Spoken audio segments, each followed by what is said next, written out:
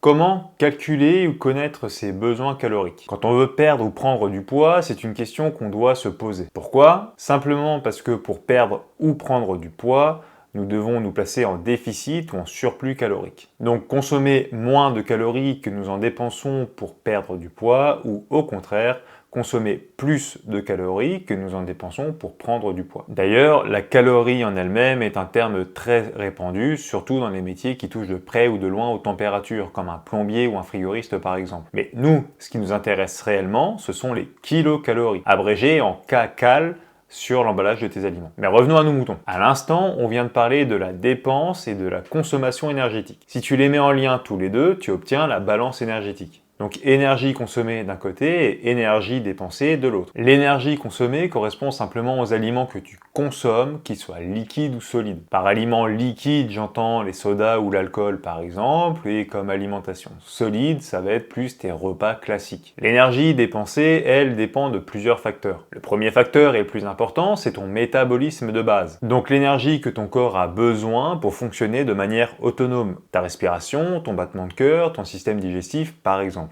Donc à ton métabolisme de base, tu peux additionner ta dépense énergétique quotidienne liée à ton activité physique, que ce soit sportif ou non. Ton activité sportive, ça peut être du tennis, du badminton, du football, de la musculation, de l'escalade, toute discipline que tu pratiques qui est liée à une activité donc sportive. Par activité physique non sportive, tu peux simplement compter la marche ou le vélo quand tu te promènes ou quand tu vas au travail, quand tu vas faire les courses ou toute autre activité en fait qui te demande un mouvement. Et dans une autre mesure, tu peux aussi ajouter à ça l'effet thermique des aliments. L'effet thermique des aliments dépend grandement de la qualité des nutriments que tu consommes. C'est l'énergie que ton corps va utiliser afin de digérer et d'absorber les aliments que tu lui apportes. Ce facteur est plus élevé chez une personne qui consomme des aliments bruts par rapport à une autre personne qui consomme des aliments transformés. Maintenant qu'on a posé les bases, comment tu fais pour calculer ton besoin énergétique? Eh bien, pour calculer tes besoins, tu as une formule.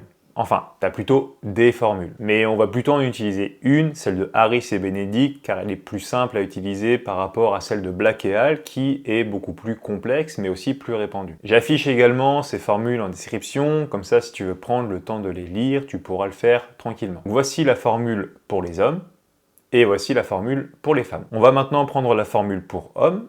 On va calculer mes besoins à moi pour vous donner un exemple. Ces besoins vont donner mon métabolisme de base, donc en fait mes besoins énergétiques journaliers en dehors de mes activités physiques et sportives. Quand on comme de 30 ans, d'1m88 et 87 kg, on peut voir que mon métabolisme de base avoisine les 2000 calories. On serait à 1999 à peu près. Je le répète, c'est théoriquement mes besoins vitaux en énergie. Donc si je devais rester allongé 24 heures et simplement survivre. Sans aucun mouvement, le simple fait d'assurer mes fonctions vitales via mon système autonome me coûterait 2000 calories par jour. Qu'on soit un homme ou une femme, ce facteur est multiplié par un coefficient d'activité physique allant de 1,2 pour une personne sédentaire avec peu d'activité physique à 1,9 et plus encore pour une personne avec une activité physique intense et également un travail physique. J'estime avoir un coefficient d'environ 1,4 étant donné que je travaille essentiellement assis, mais j'effectue par jour en moyenne 6000 pas et j'ai aussi une activité physique sportive quotidienne. Ce qui m'amènerait à presque 2800 kilocalories par jour pour un maintien. Donc je ne devrais ni prendre de poids ni en perdre. Évidemment, je ne consomme pas autant de calories dans ma journée, mais on va y revenir. Toutes les formules pour une même personne ne donneront pas exactement les mêmes résultats. Mais il est important de préciser et de souligner qu'il s'agit d'une base pour savoir où commencer. Il y a cependant un petit problème avec ce genre de calcul, c'est qu'il ne prend pas en compte la composition corporelle de la personne. Dans la réalité des choses, un bodybuilder de 90 kg n'aura pas le même métabolisme de base qu'une personne sédentaire de 90 kg, à taille et sexe identiques. Ce qui me permet de revenir sur le point précédent, c'est que je ne consomme pas autant de calories que ce que les calculs m'ont annoncé. Du moins, Si je le faisais, je risquerais de prendre quelques kilos. À l'inverse, je connais et je suis des sportifs qui ont besoin de beaucoup plus de calories que ce que le calcul leur annonce. Ces fameux hard gainers qui mangent énormément de calories mais qui pourtant restent minces. C'est tout simplement parce que ces calculs sont des moyennes et sont basés sur des centaines ou des milliers de personnes et qu'au final, on reste quand même tous uniques. Donc nous avons une très bonne base, certes, mais à adapter à la personne au fil du temps. T'as pas envie de faire de calcul?